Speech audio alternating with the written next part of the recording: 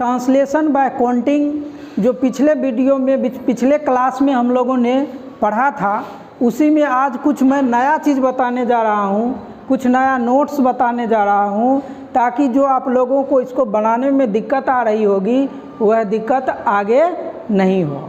ध्यानपूर्वक आप लोग सुनिएगा। पिछले दिन हमने वाक्य में सब्जेक्ट चुनने की विधि बताई थी, नहीं, और ट्रांसलेशन भी बताया था, लेकिन कहीं कहीं पे आप लोगों को दिक्कत आ रही होगी। उसी दिक्कत को आज हम लोग दूर करने के लिए प्रयास करेंगे। तो हमने सब्जेक्ट पहचानने के लिए आपको 4 नियम बताया था, उस चारों को एक बार थोड़ा सा हम लोग रिवीजन कर लेते हैं। मैंने बताया था कि जिस वाक्य के जिस शब्द के बाद ने लगा हुआ रहेगा कारक का ने चिन्ह, वह सब्जेक्ट होगा। यहाँ जो भी सेंटेंस है उस किसी में भी ने का चिन्ह नहीं है, तो वो नियम को हम लोग यहाँ अप्लाई नहीं करेंगे, ठीक है। दूसरा मैंने नियम बताया था कि वाक्य में हैं, हूँ, हो, था, थे, थी, ये 7 क्रियाएं आएगी, तो उसके पहले आने वाले शब्द को हम लोग उसके साथ मिला लेंगे। नहीं तो यहाँ है से पहले कर्तव्यनिष्ठ है, और कर्तव्यनिष्ठ के साथ साथ यहाँ एवं ईमानदार है। तो मैंने बताया है कि एवं, तथा और ये तीनों जो है शब्दों और वाक्यों को जोड़ता है। नहीं जी, जोड़ता है, तो जोड़ने का मतलब हो गया कि ये जुट गया, तो ये दोनों मिलकर के क्या हो गया, एक हो गया ना जी, नहीं हुआ। तो यहाँ जो है से पहले हम लोग ईमानदार एवं कर्तव्यनिष्ठ दोनों को मिलाएंगे एक साथ, और उसमें कौन लगा करके प्रश्न करेंगे। तो यहाँ पर हमारा प्रश्न बनेगा कि कौन ईमानदार एवं कर्तव्यनिष्ठ है ना। इसका आंसर हम लोग खोजने का प्रयास करेंगे। तो यहाँ आइए इसको पढ़ते हैं। मेरे विद्यालय के शिक्षक ईमानदार एवं कर्तव्यनिष्ठ है। तो कौन ईमानदार एवं कर्तव्यनिष्ठ है, शिक्षक, नहीं जी, शिक्षक। तो ये हमारा सब्जेक्ट हुआ, और इसको हमने काउंटिंग में 1 नंबर दिया था, और यहाँ भी हम लोग 1 नंबर देंगे। उसके बाद आगे हमने बताया था कि कारक चिन्ह को हम लोग अलग नंबर देंगे। क्या करेंगे, कारक चिन्ह को अलग नंबर देंगे। तो ये 1 हो गया, तो इसके बाद ये क्या आ जाएगा, 2। और दूसरी बात मैंने बताया था कि हिंदी में जो शब्द एक साथ है, अंग्रेजी में भी हम लोग उसको एक साथ रखेंगे, इसलिए इस दोनों को मिला करके हम लोग 3 नंबर देंगे, है ना।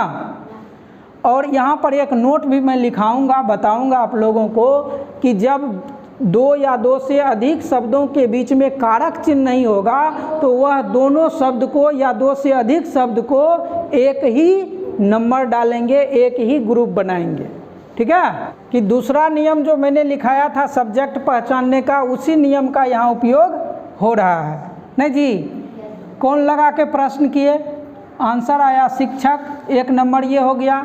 ये कारक चिन्ह को अलग नंबर देना है, 2 नंबर हो गया। और मैंने बताया बिना कारक चिन्ह का यदि 2 या 2 से अधिक शब्द एक साथ आ जाए, तो उस शब्द को एक साथ हम लोग नंबर देंगे, एक ग्रुप मानेंगे। तो यहाँ हम लोग इसको 3 नंबर देंगे, ठीक है। उसके बाद सबसे अंतिम में आएंगे, इसको 4 नंबर देंगे, और ये दोनों एक साथ है। मैंने बताया कि एवं, तथा और जो है ये तीनों वाक्य को जोड़ता है, एक बनाता है, इसलिए इसको हम लोग 1 नंबर देंगे, 5, ठीक है। अब इसका जो है हम लोग क्या करेंगे, अनुवाद कर देंगे। 1 नंबर से सबका अंग्रेजी लिखेंगे। हम लोग इसको जो है नंबरिंग कर लिए, ठीक है ना।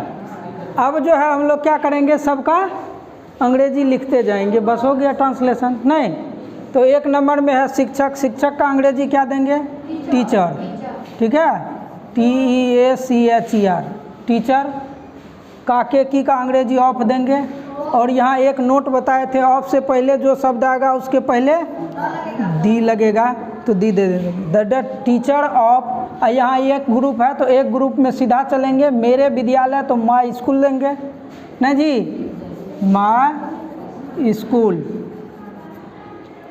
स्कूल के बाद क्या देंगे, यहाँ टीचर है। देखो 1 नंबर जो होगा ना, यहाँ ये भी नोट याद रखना, एक नंबर जो होगा वह सब्जेक्ट हुआ।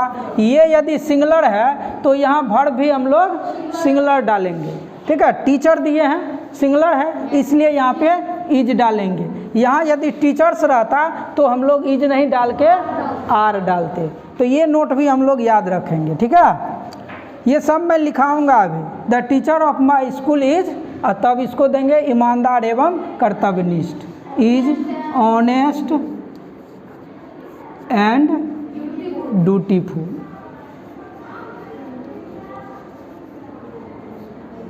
ठीक है, तो इस तरह से ये बन के तैयार हो गया। चलिए, इस दोनों को बनाने से पहले मैं आप लोगों को नोट्स लिखा देता हूँ, उसके बाद आप लोग इस दोनों को अच्छे तरीके से बनाइएगा। चलिए, हम लोग यहाँ पे कुछ नोट्स जो है हम लोग लिख लेते हैं, उसके बाद आगे बढ़ेंगे। नोट नंबर 1, जब दो या अधिक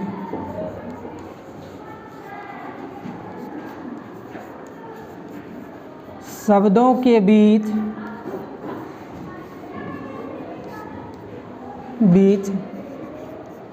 कारक चिन्ह नहीं हो तो उन शब्दों को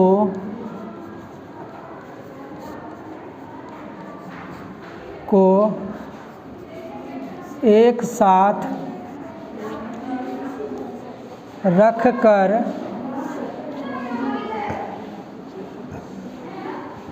समूह बनाएंगे।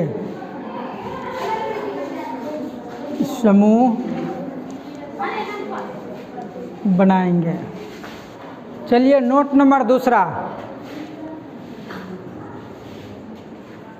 नोट नंबर 2, कारक चिन्ह को एक समूह मानते हुए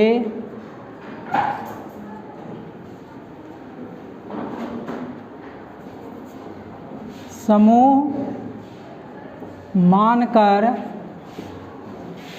अलग नंबर देंगे।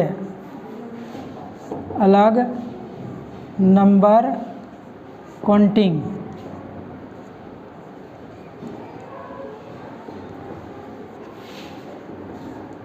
देना है।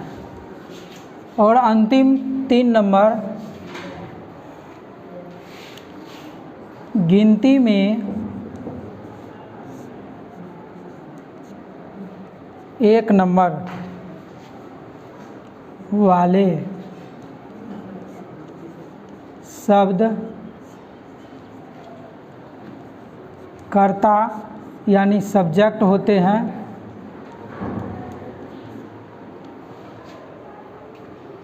कर्ता होते हैं, उसी के अनुसार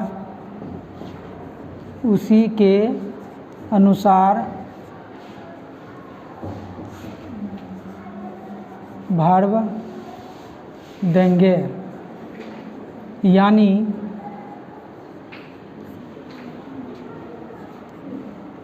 सिंगुलर सब्जेक्ट के साथ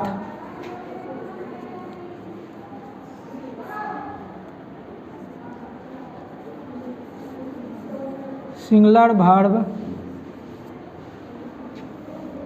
देंगे तथा के बाद मैं यहाँ लिख रहा हूँ तथा प्लूरल वर्ब के साथ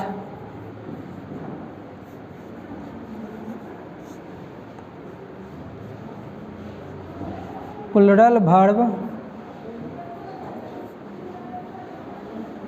वर्ब नहीं होगा, यहाँ पे प्लूरल सब्जेक्ट होगा।